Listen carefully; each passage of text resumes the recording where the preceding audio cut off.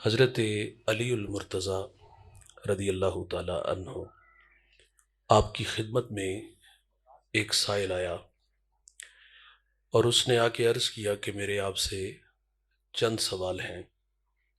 سوال مختصر ہیں اور مجھے ان کے جواب بھی مختصر چاہیے۔ اگر وہ میری تشفی کے لیے کافی ہوئے تو میں زندگی کے بقیہ لیل و نہار انہی راہوں پہ گزار کے اپنے لیے سامان آخرت تیار کروں گا۔ سائل کے 4 سوال تھے۔ اس کا پہلا سوال یہ تھا کہ قریب کیا ہے اور قریب تر کیا ہے؟ تو آپ نے فرمایا قریب قیامت ہے اور جو اس سے بھی قریب تر ہے وہ موت ہے۔ اللہ موت کتنی قریب ہے یہ ہم میں سے کسی کو کوئی خبر نہیں کہ سانسوں کی مالا کب ٹوٹ جائے اور یہ موتی خاک میں مل جائے۔ گنتی الٹی شروع ہو جائے تو نتیجہ 0 پر جلدی آ جاتا ہے۔ میری اور آپ کی زندگی کی گنتی یہ الٹی شروع ہو چکی ہے۔ ویسے ہم لوگ مرنے تک دھوکے میں رہے، اس گمان میں جیتے رہے کہ ہم دن بدن بڑے ہو رہے ہیں۔ بڑے نہیں ہوتے بھائی، ہم دن بدن چھوٹے ہو رہے ہیں۔ اس دنیا میں آنے کی ترتیب ہے پہلے والد بعد میں بیٹا، لیکن یہاں سے جانے کی کوئی ترتیب نہیں، بس ایک لمبی لائن لگی ہے، اس میں آپ بھی کھڑے ہیں میں بھی کھڑا ہوں۔ میری باری نہ جانے کب آ جائے، آپ کی کب آ جائے کوئی خبر نہیں۔ ہم 100 سال بھی جئیں گے تو بالآخر مریں گے، کیونکہ موت سے کسی کو بھی رستگاری نہیں۔ ہماری زندگیاں حادثات سے بھری پڑی ہیں اور بعض حادثے تڑپا دیتے ہیں۔ دوست وعدہ کر کے گیا نا کہ 1 گھنٹے بعد ہم دوبارہ ملتے ہیں، لیکن ٹھیک آدھے گھنٹے بعد اسی محلے کی جامع مسجد سے اس کے مرنے کی خبر ملی۔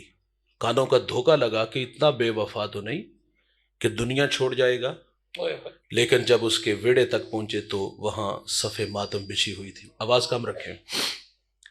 وہ وقت آنے والا ہے دوست، ہم نہیں ہوں گے، چند دن یادوں کے چراغ ہوں گے، اور یہ دنیا کا مزاج میں اور آپ بڑی اچھی طرح جانتے ہیں، یہ بہت جلد بھول جاتے ہیں۔ کبھی دوستی کی مثالیں سنتے تھے، آپ کے گاؤں میں بھی کہیں ایک ایسی مثال ملے گی کہ ان کی یاری بڑی پکی ہے، ایک جیسے کپڑے پہنتے ہیں، دن میں 2-4 دفعہ ملے نہ تو چین نہیں آتا۔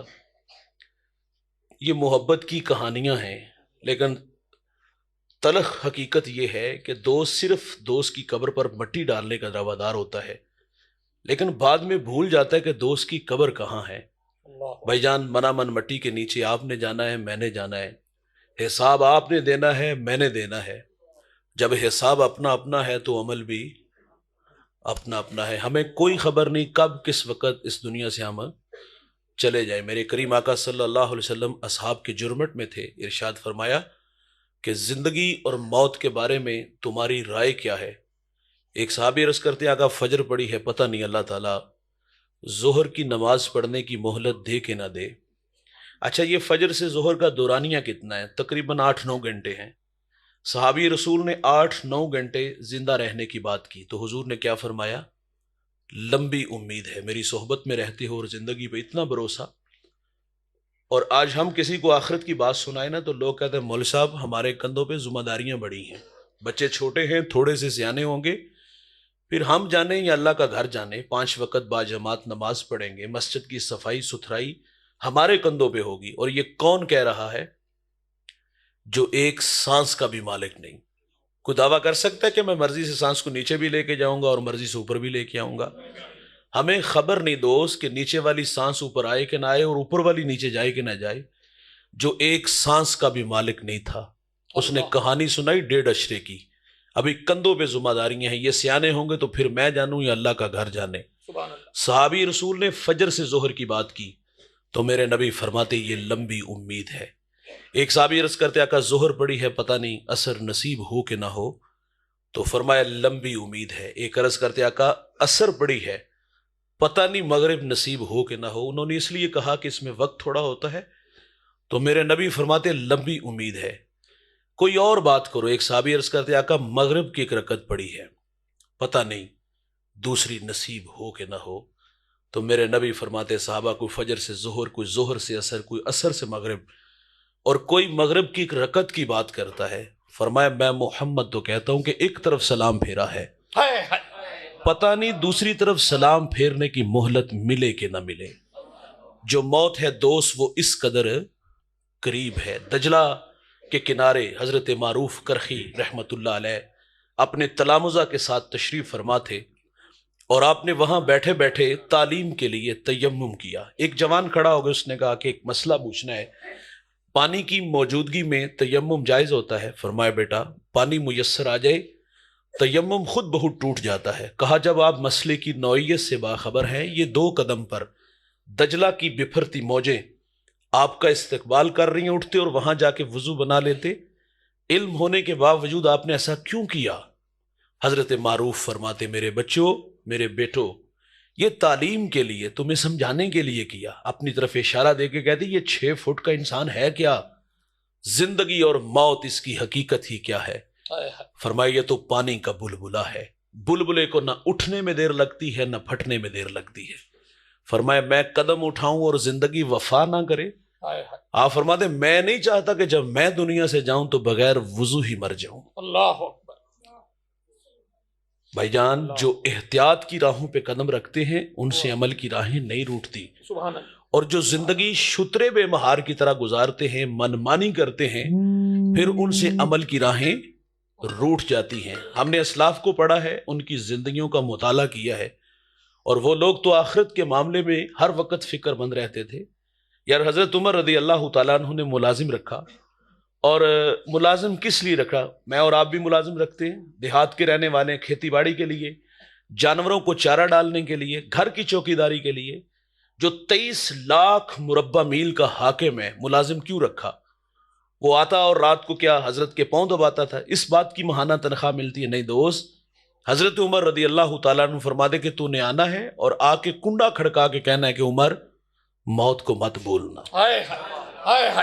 آج کسی کو ہم موت یاد کروائے تو کہتے ہیں مولوی اپنی تقریر اپنے پاس رکھ، شباب ہمیشہ رہے گا، عمر کے سائے نہیں ڈلیں گے، موت کی ہچکیاں نہیں لگیں گی، خدا کی کچہری میں پیشی نہیں ہوگی، کیا کچھ نہیں ہم کہہ جاتے، اور آپ اس بات کی ماہانہ تنخواہ دیتے کہ تو نے آ کے کنڈا کھڑکا کے کہنا ہے کہ عمر موت کو مت بھولنا۔ وہ آتا، کنڈا کھڑکاتا، پیغام دیتا، چلا جاتا۔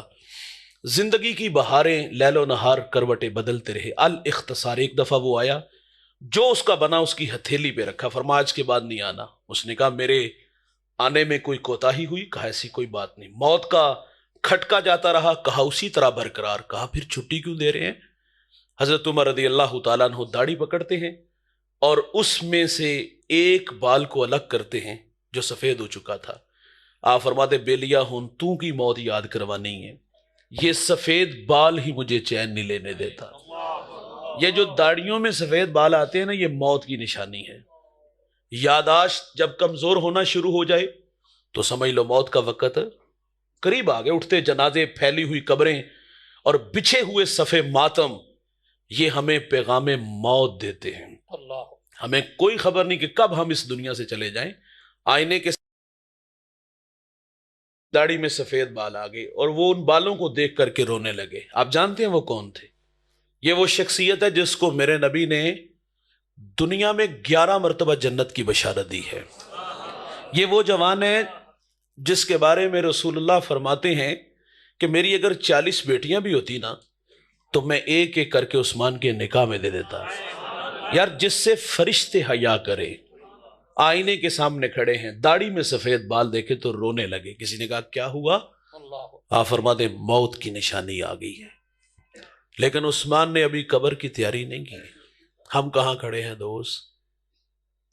ہمیں کوئی خبر نہیں کب کس وقت اس دنیا سے چلے جائیں۔ حکیم لقمان اپنے بیٹے سے کہا کرتے تھے بیٹا توبہ میں تاخیر نہ کرنا، موت اچانک آ جاتی ہے۔ ہمیں کوئی خبر نہیں کب کس وقت چلے جائیں۔ سائل نے مولا کائنات سے پہلا سوال کیا کہ قریب کیا ہے اور قریب تر کیا ہے؟ تو آپ نے فرمایا قریب قیامت، اور جو اس سے بھی قریب تر ہے وہ موت ہے۔ سائل کا دوسرا سوال دھیان سے سنیے گا، اس نے کہا یہ ارشاد فرمائے کہ عجیب کیا ہے اور عجیب تر کیا ہے؟ سبحان اللہ۔ فرمایا عجیب دنیا ہے اور عجیب تر فرمایا دنیا کو طلب کرنا ہے۔ الدنیا سجن المومن و جنت الکافر، دنیا مومن کے لیے قید خانہ، کافر کے لیے یہ جنت ہے۔ دنیا مردار، اس کو چاہنے والے کتے۔ حضور شاہ نقشبند بخاری فرماتے جو دنیا کو محبت کی نظر سے دیکھے گا، اللہ سینے سے تقوی کے نور کو کھینچ کے لے جائے گا۔ دیکھیں اسلام یہ نہیں کہتا بیوی بچے چھوڑو، ماں باپ چھوڑو، جنگلوں میں، بیابانوں میں، ویرانوں میں، غاروں کی تنہائیوں میں بیٹھ کے حق ہو کے نعرے لگاؤ۔ لا رہبانیت فی الاسلام، اسلام میں روحبانیت نہیں، کونے کھدرے کا نام دین نہیں۔ اور اقبال بھی تنقید کرتا ہے، وہ کہتا ہے جا بیٹھ کسی غار میں اللہ کو کر یاد، یہ اسلام کا مزاج نہیں۔ اسلام تو کہتا ہے رزق حلال کما کے جو لقمہ بیوی کے منہ میں رکھو گے اللہ اس کو صدقہ لکھ دے گا۔ ہاتھ سے رزق کمانے والے کو اللہ کا حبیب کہا گیا۔ بھائی جان وہ رومی بڑی خوبصورت بات کرتے ہیں کہ آب در کشتی ہلاک کشتی است، آب اندر زیر کشتی کشتی است۔ رومی کہتے ہیں کشتی سطح آب پہ رہے تو خیر صلاح، وہ ڈوبے گی نہیں، مسافر کو کنارہ دے گی۔ فرمایا دنیا میں اس طرح رہو جس طرح کشتی پانی کے اوپر اوپر ہے تو کنارہ ملے گا۔ کشتی میں پانی آیا تو کیا ہوگا، خود بھی ڈوبے گی اور مسافر کو بھی لے ڈوبے گی۔ دنیا میں اس طرح رہو جس طرح کشتی پانی کے اوپر اوپر ہے، خیر صلاح۔ کشتی میں پانی آیا، بیڑا غرق ہوا، اور اگر ہمارے اندر دنیا آ گئی، جینا مرنا دنیا کے لیے، رنڈی رونا ہی دنیا کا ہوا، تو جس طرح کشتی کے پلے کچھ نہیں بچا تھا، ہمارے پلے بھی کچھ نہیں بچے گا۔ حضور شاہ نقشبند بخاری فرماتے میں نے ایک شخص کو منا کی وادی میں 70,000 درہم کا کاروبار کرتے دیکھا۔ دل میں بات آئی کہ بہت بڑا دنیا دار ہوگا، لیکن فرماتے جب دل کے آئینے پہ نظر پڑی تو اس کا دل ایک لمحے کے لیے بھی خدا کی یاد سے غافل نہیں تھا۔ سبحان اللہ۔ ہاتھ کار والتے دل یار وال، یہ کیفیت ہو تو خیر صلاح۔ سائل نے تیسرا سوال کیا مولا کائنات سے، یہ ارشاد فرمائے واجب کیا ہے اور واجب تر کیا ہے؟ فرمایا واجب توبہ ہے، اور جو واجب تر ہے فرمایا وہ گناہوں سے بچنا ہے۔ جب بندہ گناہ کرتا ہے تو دل کا آئینہ دھندلا ہو جاتا ہے، اور جب گناہ پہ گناہ ہو تو دل سیاہ ہو جاتا ہے۔ جب یہ دل سیاہ ہو جائے تو پھر گناہ کرتے ہوئے شرم نہیں آتی۔ اکثر لوگ فخر سے نہیں سناتے کہانیاں، دوست کی دعوت پہ گئے اور وہاں ڈرموں میں شراب اور ہم نے مٹکے بھر بھر کے پی۔ اللہ اکبر، استغفر اللہ رب، استغفار پڑھو، بیٹھے رہو جتنے بیٹھے ہو۔ استغفر اللہ۔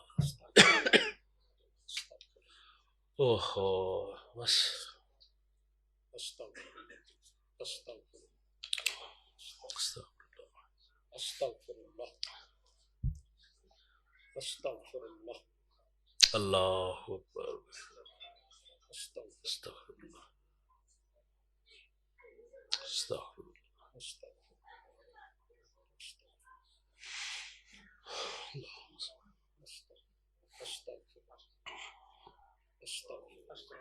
استغفر کلمہ شریف پڑھو۔ لا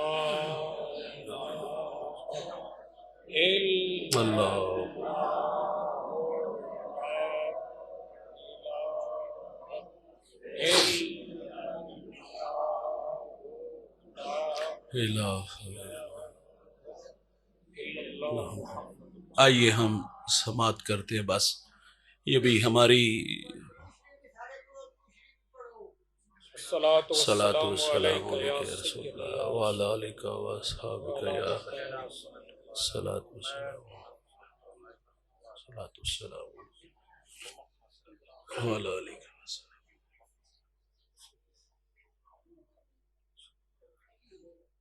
سبحان اللہ۔ جی میں یہ عرض کر رہا تھا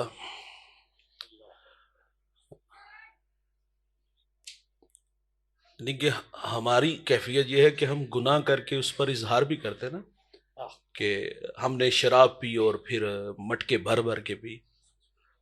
میرے نبی تو فرماتے شراب پینے والا بت پوجنے والے کی طرح ہوتا ہے۔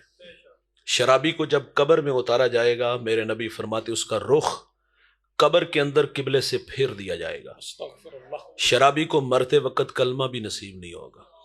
اور حضرت علی فرماتے شراب کا ایک قطرہ اگر دریا میں ڈال دیا جائے، دریا خشک ہو جائے، گھاس ہو گئے، اور وہ گھاس میرا گھوڑا کھائے، آپ فرماتے میں اس پر سواری کرنا پسند نہیں کروں گا۔ سبحان اللہ۔ اور ہمارا حال ہم فخر سے بتاتے ہیں، میں نے ایک بزرگ کو پڑھا، آپ فرماتے گناہ کی سزا یہ ہے کہ بندہ گناہ کر کے پھر گناہ کرتا ہے، فطرت میں بھول جانا ہے، گناہ کا ہو جانا ممکن ہے، لیکن گناہ ہو جائے تو اترانا نہیں چاہیے، اظہار نہیں کرنا چاہیے۔ گناہ ہو جائے تو پھر ہاتھ جوڑنے چاہیے، گناہ ہو جائے تو منت کرنی چاہیے۔ یار گناہ ہو جائے تو پچھلی راتی رحمت رب دی کرے بلند آوازہ، ہے کوئی بخشش منگن والا کھلا ہے دروازہ۔ بھائی جان اس کی چوکھٹ پہ آنا ہوگا، آنسو بہانے ہوں گے، اپنے گناہ، یہ ہمارے گناہوں کی سزا ہے۔ ابھی یہ جو جھٹکے لگے نا، فرمایا جب زنا عام ہوگا تو زلزلے آئیں گے، جب بد عملی پھیلے گی تو پھر یہی حال ہوگا۔ تو ہمیں چاہیے کہ ہم اپنے مالک سے معذرت کریں یار، اور جو معذرت کر لیتا ہے یہ اللہ کی عادت ہے، اللہ اس کے گناہ کو لوح محفوظ سے مٹا دیتا ہے۔ ہم تو مائل بکرم ہیں، کوئی سائل ہی نہیں، راہ دکھلائیں کسے کوئی راہ روے منزل ہی نہیں۔ جو گناہ چھوڑتے ہیں عادت باری تعالیٰ ہے، وہ اس کے گناہوں پر کرم کا قلم پھیر دیتا ہے۔ ایک شخص نے 20 سال اللہ کی عبادت کی اور پھر 20 سال اس کی دہلیز سے دور چلا گیا، 40 سال عمر ہی آئینے کے سامنے کھڑا ہوا، داڑھی میں سفید بال دیکھ کے رونے لگا اور کیا کہتے ہیں، اللہ اگر میں پلٹ آؤں تو کیا سلوک ہوگا؟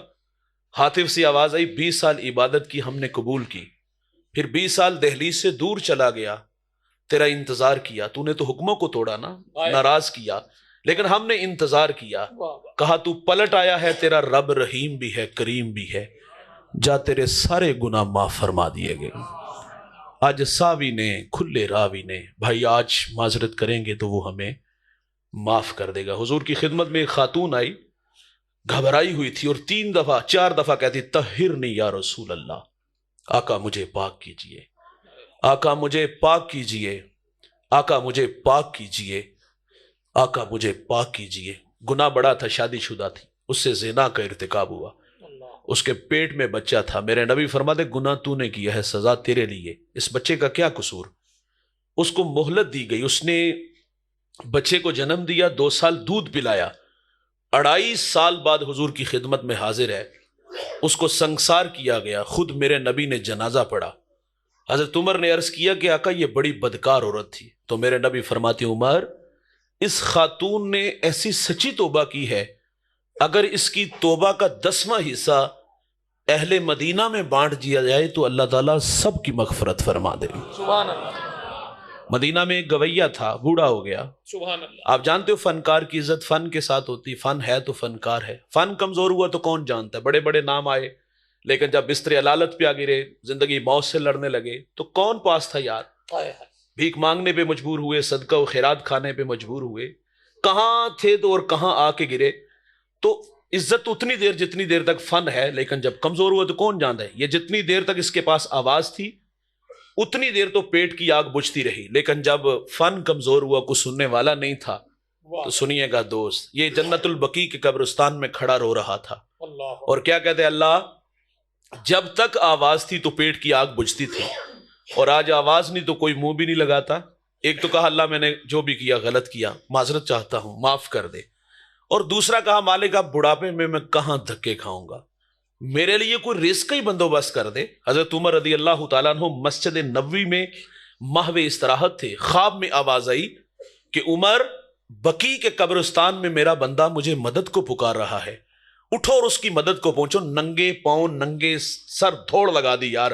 جب قدموں کی آہٹ اس گویے نے سنی نا تو پیچھے پلٹ کے دیکھا تو حضرت عمر تھے، کہتا ہے اللہ آج عمر کے غضب سے بچا لینا۔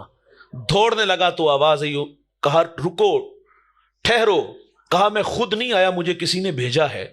کہا کس نے؟ کہا جسے تو ابھی ابھی پکار رہا تھا۔ کہتا ہے مالک ساری زندگی دل تیری یاد سے غافل رہا، آج پیٹ کی خاطر پکارا تو تو نے عمر کو میری مدد کے لیے بھیج دیا۔ بس ایک چیخ ماری اور جان جانے آفرین کے سپرد کی، اور اس کا اعزاز کی اس کا جنازہ حضرت عمر رضی اللہ تعالیٰ عنہ نے پڑھا، اس کا اعزاز کی اسے اپنے ہاتھوں سے حضرت عمر نے قبر میں اتارا تھا۔ سبحان اللہ۔ تو بھائی جو معذرت کر لیتا ہے اللہ معاف کر دیتا ہے۔ وہ بنی اسرائیل میں ایک نوجوان تھا نا جس کا نام کفل ہے۔ کفل کسی شریف آدمی کا نام نہیں، بہت بڑا بدماش ہے، اور اس کی بدماشی وہ غریبوں کی بیٹیوں کو لوٹتا تھا۔ ایک دفعہ اس نے 60 دینار میں کسی مجبور بیٹی کو خریدا، خلوت میں اس کے پاس گیا، دیکھا تو وہ رو رہی تھی۔ کفل سمجھتا تھا میرے پہلو میں آنے والی ہر بیٹی بے غیرت ہوتی ہے، لیکن یہاں برستے آنسو دیکھے تو قدم رک گئے۔ سوال کیا کیوں رو رہی ہو؟ اس نے کہا میں شوق سے نہیں آئی، مجھے غربت، مجھے بھوک تیرے تک کھینچ لائی ہے، یہاں ایک جملہ عرض کروں گا، جب مالدار لوگ، سرمایہ دار لوگ، وڈیرے لوگ غریبوں کا حق نہیں نہ دیتے تو پھر غریبوں کی بیٹیاں نیلام ہو جاتی ہیں۔ یہ ڈائمنڈ منڈیاں، یہ بازار حسن، یہ کوٹھے کنجریاں اس وقت بنتی ہیں جب ہم ان کا حق نہیں دیتے۔ آج فخر سے نہیں کہتے، بہت بڑے جگیردار، بہت بڑے زمیندار، تجوریاں خزانوں سے بھریں اور ان کے منہ بھی کھولے، پیسہ پانی کی طرح بہایا، اور ہم معاشرے میں دریا دل مشہور ہیں۔ لیکن کہاں دولت لوٹی؟ جہاں نفس کو حظ ملا۔ آپ دیہات کے رہنے والے ہو، ہمارے دیہاتوں میں کیا ہوتا ہے؟ میلے ٹھیلے کا ماحول، کتوں کی لڑائی آئی تو 50,000 دے دیا، کرکٹ میچ ہے تو 1,00,000 کا انعام دے دیا۔ جہاں نفس کو حظ ملا ہم نے دولت کا منہ وہاں کھولا۔ جہاں دولت لٹانے سے اللہ راضی ہوتا ہے، اس کی رحمتیں برستی ہیں، ہم نے وہاں غفلت کی پٹی باندھ لی۔ وہ کیا کسی شاعر نے کہا تھا کہ دیکھا ہے میں نے شہر میں کوڑے کے ڈھیر پر 2 بچے لڑ رہے تھے فقط ایک بیر پر، اور فصلوں کو کاٹتے کچھ ٹوٹی چوڑیاں، کچھ بک گئی ہیں دوستو گندم کے سیر پر، اور گندم امیر شہر کی ہوتی رہی خراب، بیٹی مگر غریب کی فاقوں سے مر گئی۔ اور محسن نقوی کہتا ہے محسن یہ غریب لوگ بھی تنکوں کا ڈھیر ہوا کرتے ہیں، کبھی پانی میں بہ گئے، کبھی ملبے میں دب گئے۔ اوے اللہ نے آپ کو دولت سے نوازا ہے تو ہجڑوں پہ کیوں لٹاتے ہو؟ اللہ نے آپ کو دولت سے نوازا ہے تو کتوں کی لڑائی پہ کیوں لٹاتے ہو؟ اللہ نے آپ کو دولت سے نوازا ہے تو بھائی کرکٹ میچ پہ ہی کیوں؟ اگر دولت لٹانی ہے تو دیوار کے متصل تمہارے بیوہ کا گھر ہے یار، تمہاری اس بستی میں تمہارے بھائی کا بھی گھر ہو سکتا ہے، تمہاری اس بستی میں تمہاری بہن کا بھی گھر ہو سکتا ہے۔ اگر دولت لٹانے کا دیکھو، دولت اللہ کی تقسیم، کسی کو زیادہ کسی کو تھوڑا، جس کو زیادہ دی اس کے لیے امتحان تو ہے نا، سانپ بن کے تو نہ بیٹھے۔ او بھائی اللہ نے تمہیں دولت سے نوازا ہے تو اس معاشرے میں، اس گاؤں میں بھی کتنے گھر ایسے مل جائیں گے جہاں چراغ نہیں جلتے۔ اگر دولت ہی لٹانی تو ان دکھیوں پہ لٹا دو، ان مجبوروں پہ لٹا دو۔ یہ آج سے 1-1.5 اشرہ پہلے کی خبر نوائے وقت میں چھپی، میری نظر سے گزری۔ ایک بوڑھے نے اپنی بیٹی کو تعلیم کی دولت سے راستہ کیا، بیٹی بالغہ تھی، شادی کے قابل ہوئی تو ایک رشتہ ملا، ادھر سے بارات آ رہی ہے، ادھر بیٹی والے تیاریوں میں تھے۔ ہمسائیگی میں سے کسی نے شرارت کی کہ جس کے گھر میں آ رہے وہ اپنی بیٹی کو چند جوڑوں کے سوا کچھ بھی نہیں دے سکتا۔ بارات وہیں سے واپس چلی گئی۔ بتائیے گا جو کچوکے اور زخم اس بیٹی کے دل پہ لگے اس کا مداوع کس نے کرنا تھا؟ چاندی اتر آئی بیٹیوں کے بالوں میں۔ مفلس کو پھر امید ہے کہ بارات آئے گی، اور کتاب زیست کا ایک اور باب بیت گیا، جہیز بن نہ سکا اور شباب بیت گیا۔ اللہ نے دولت دی ہے تو یار ان دکھی بیٹیوں پہ لٹا دو جو گھروں میں ٹی بی کے مرض میں مر رہی ہیں، اور ان بیٹیوں کا نکاح اس لیے نہ ہوا کہ اس کے بوڑھے باپ کے پاس دینے کے لیے جہیز کا سامان ہی تھا۔ وہ اللہ نے دولت سے نوازا ہے یار، ان دکھیوں پہ لٹا دو یار۔ ہمارے گجرا والا دھلا چونک پہ ایک بوڑھا دن دہاڑے آٹے کا تھیلا اٹھا کے دوڑ لگاتا ہے، نحیف تھا، 2 قدم چلا، لوگوں نے پکڑا اور خوب مارا۔ بعد میں سوال کیا یہ جرت کیوں کی؟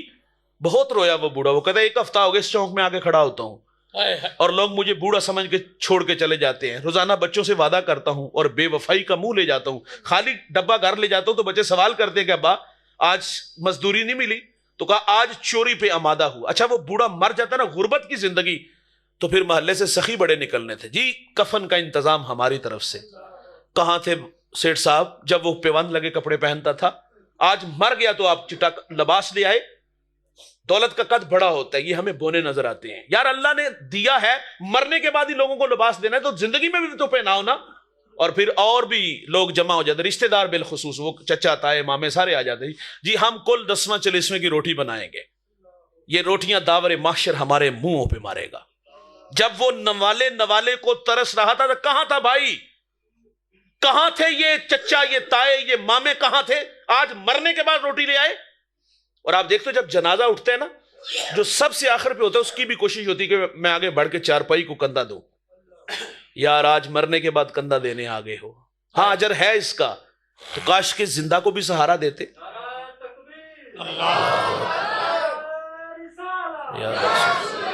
سبحان اللہ، سبحان اللہ۔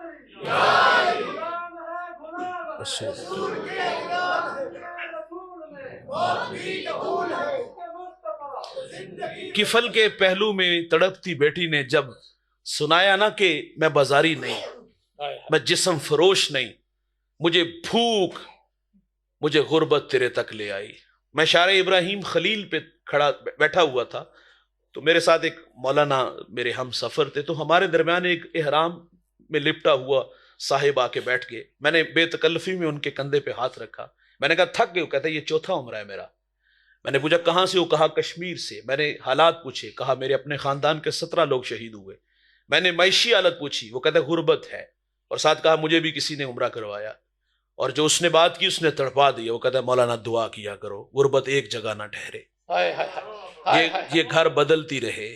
وہ کہتا ہے ستم یہ ہے کہ یہ گھر نہیں بدلتی، جب یہ گھر نہیں نہ بدلتی تو ہمارے بھرم ٹوٹتے ہیں۔ آج تو بھرم ٹوٹ گئے یار۔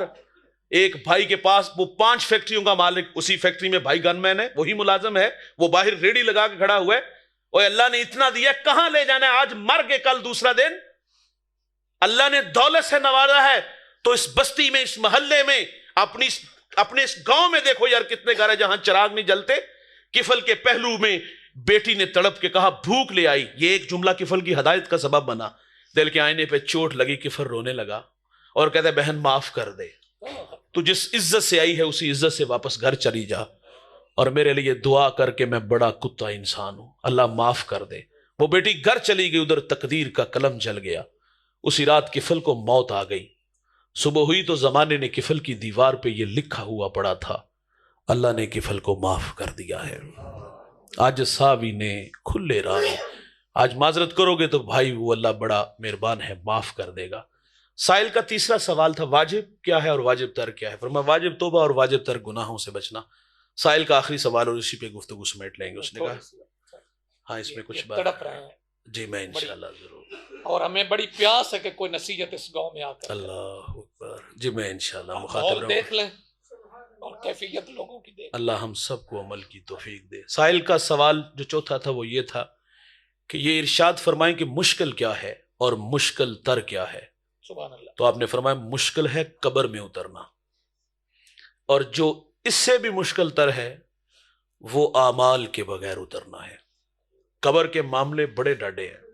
حضرت عثمان غنی کانپ جاتے تھے، کسی نے کہا جہنم پہ یہ کیفیت نہیں، تو آپ فرماتے پہلی منزل قبر ہے، اگر یہاں سے نجات نہ ہوئی تو باقی معاملے بعد کے ہیں۔ اللہ قبر جنت کا باغ ہے دوست، قبر جہنم کا گڑا ہے۔ القبر بیت الدیان، میرے نبی فرماتے یہ کیڑوں کا گھر ہے۔ اگر کوہ ابو قبیس کی چھاتی کو ڈنگ مارے اتنا زہریلا ہے کہ وہ اپنے وجود کو برقرار نہیں رکھ پائے گا، تو مسلط کس پہ ہوگا؟ جس کا دامن عمل سے خالی ہوگا۔ بھائی جان عمل سے بنتی ہے زندگی، جنت بھی جہنم بھی۔ اعمال کا لشکر لے کے جاؤ گے تو یہ جنت کا باغ ہے، اور اگر ان کندھوں پہ گناہوں کی گٹھڑی اٹھا کے جاؤ گے تو جنت کا باغ نہیں جہنم کا گڑا بنے گی۔ میرے کریم آقا صلی اللہ علیہ وسلم صحابہ سے فرماتے ہیں ایک شخص زندگی موت سے لڑ رہا تھا، اس نے اپنے 3 دوستوں کو بلایا اور بلا کے کہتا ہے میں اس وقت مشکل میں ہوں، میری مدد کرو۔ پہلے دوست نے سرے سے انکار کر دیا، معذرت میں تیرے لیے کچھ بھی نہیں کر سکتا۔ وہ کہتے ہیں نا کہ تمام عمر سہاروں کی آس رہتی ہے، تمام عمر سہارے فریب دیتے، اس نے کمر توڑ دی۔ دوسرے سے کہا بتا میرے لیے کیا کر سکتا ہے؟ اس نے کہا جب سانسیں ٹوٹیں گی بازار سے سفید کپڑا لاؤں گا، غسل دوں گا۔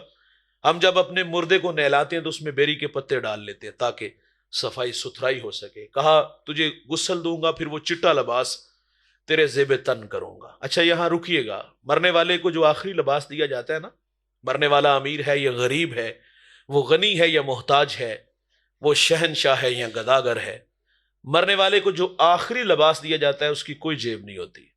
ہمارا جب کوئی عزیز دنیا سے جاتا ہے تو سب سے پہلے ہم چاندی کا چھلا اس کے ہاتھ سے کھینچ لیتے ہیں، جیب سے پیسے نکال لیتے ہیں، کپڑے پھاڑ دیتے ہیں اور کپڑے پھاڑ کے اتار دیتے ہیں، قبر میں اتار کے آئے اور واپس پلٹے، اور ہم نے سب سے پہلا کام کیا کیا؟ والد کے کپڑے اور والد کی چارپائی بھی صدقہ کی۔ کیوں؟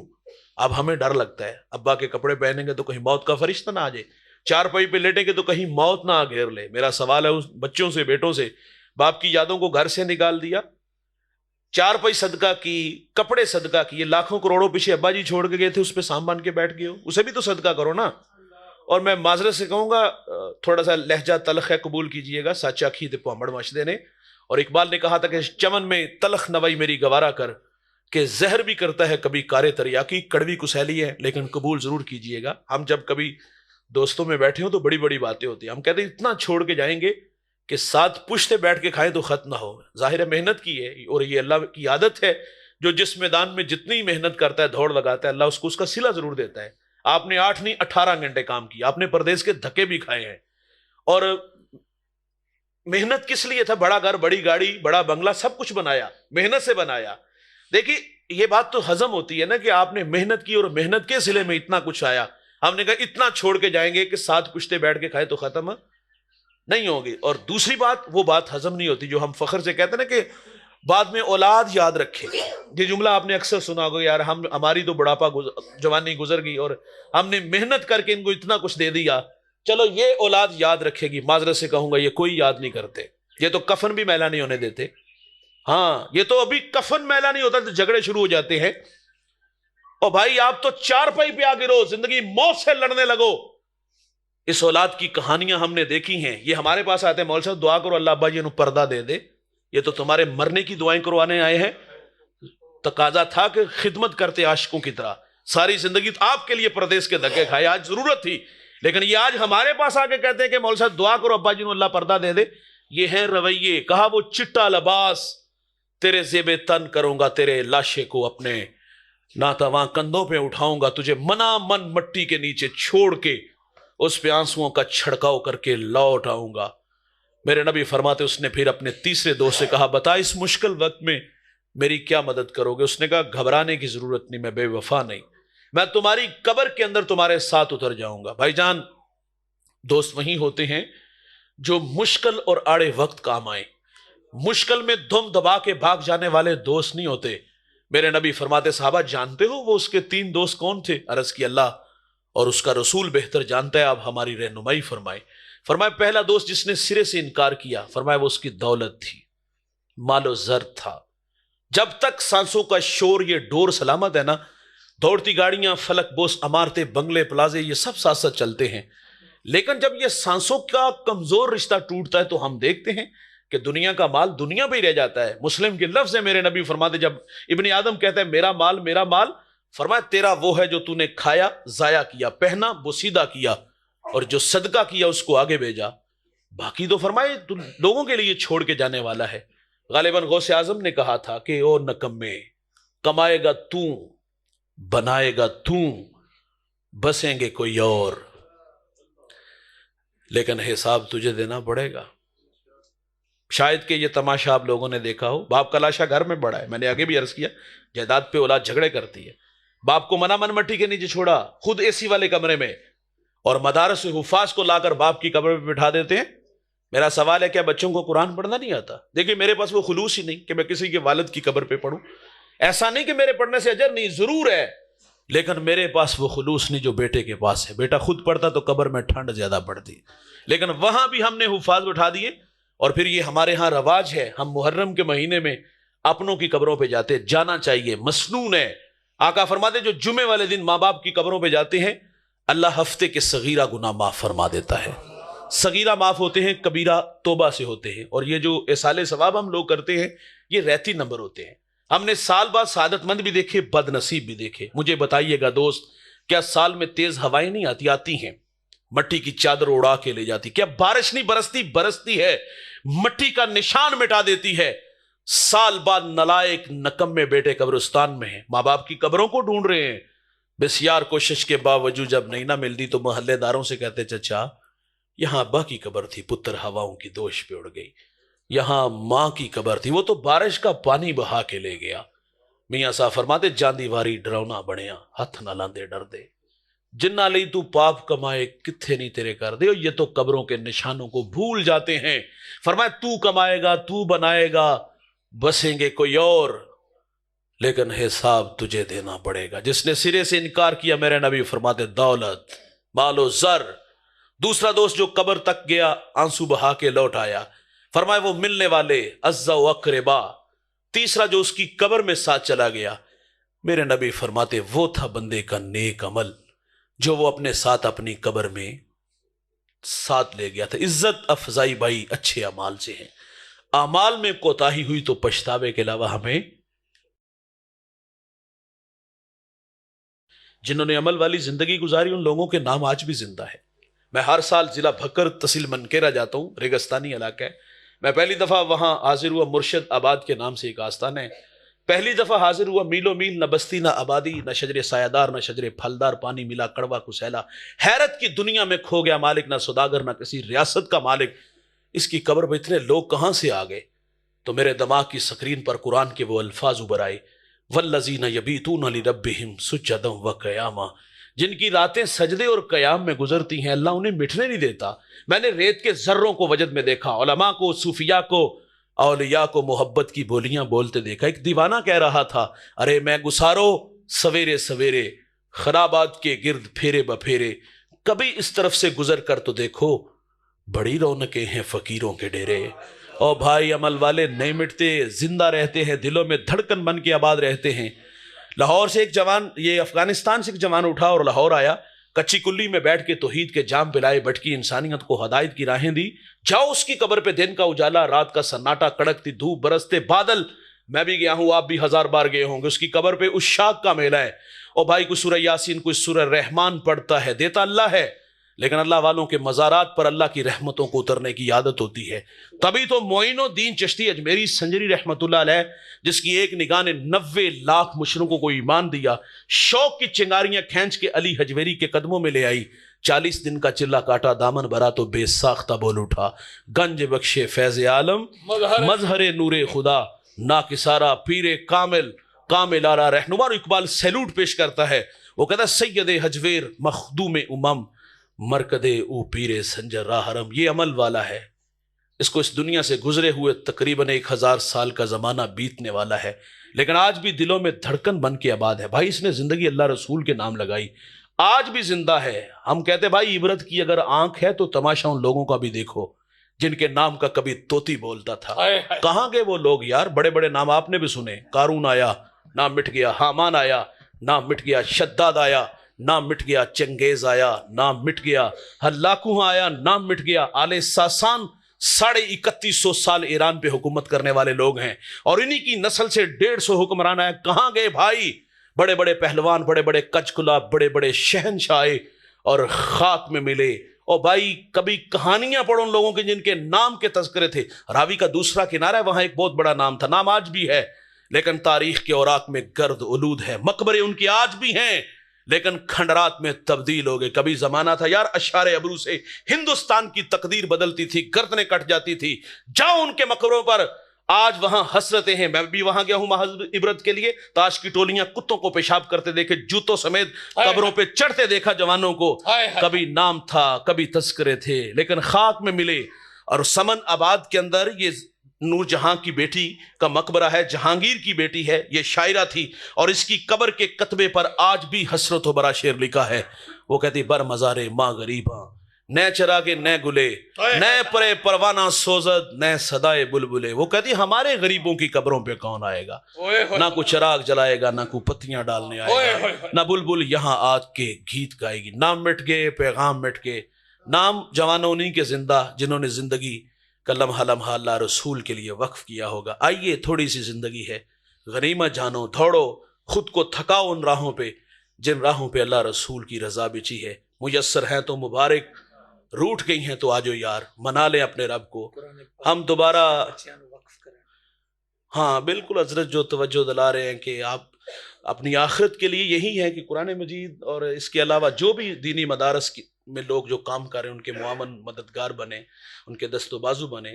اور دین کا کام درم و دینار سے، میرے نبی نے فرمایا تھا آخری زمانے میں درم و دینار سے ہوگا۔ وسائل ہوں گے تو ہم لوگ کام کریں گے، وسائل نہیں ہوں گے تو کام کہاں ہوگا۔ معذرت سے ایک بات یہ بھی ساتھ عرض کرتا چلوں، یہی گفتگو سمیٹ بھی لیتا ہوں، ہماری ترجیحات کا مسئلہ آ گیا۔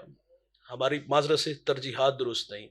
ہم نے مدارس کو مضبوط کرنا تھا، خدا نخواستہ دیکھیے ایک کمرہ اور اس میں آگ لگ جائے، بچے مویشی چارپائیاں، تو پہلے کیا کریں گے؟ پہلے ہم بچوں کو نکالیں گے، پھر اس کے بعد مویشی، پھر چارپائیاں۔ تقاضا تھا ہم دینی مدارس کو مضبوط کرتے، لیکن ہم نے جن لوگوں کو مضبوط کیا وہ آپ لوگ بھی جانتے، قوال ہیں، اس کے علاوہ اور بھی بہت سارے نام ہیں۔ سارے وسائل یہ لوگ ہم سے لے گئے، اور مدارس کے ساتھ وہی سال میں ہم لوگ ایک کھال دیتے ہیں، اور اب تو کھال کا بھی جو حال ہو گیا 50 روپے کی یا 100 روپے کی، اس سے اوپر اس کا ریٹ بھی نہیں۔ اگر ممکن ہو تو اپنے ساتھ جڑے ہوئے جو مدارس ہیں ان کے ساتھ ان کی مدد، ان کے ساتھ دستے تعاون دراز کیجیے گا۔ اللہ تعالیٰ ہم سب کو عمل کے جذبوں سے